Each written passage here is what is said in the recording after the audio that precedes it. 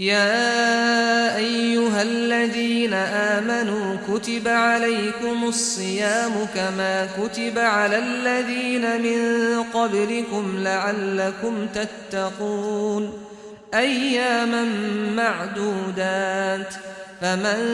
كان منكم مريضا أو على سفر فعدة من أيام أخر وعلى الذين يطيقونه فدية طعام مسكين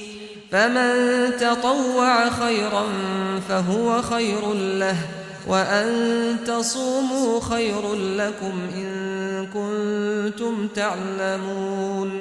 شهر رمضان الذي أنزل فيه القرآن هدى للناس وبينات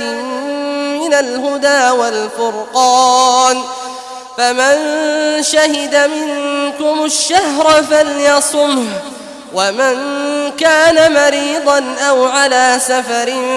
فعدة من أيام أخر يريد الله بكم اليسر ولا يريد بكم العسر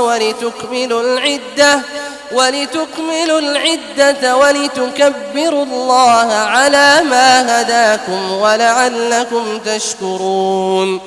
وإذا سألك عبادي عني فإني قريب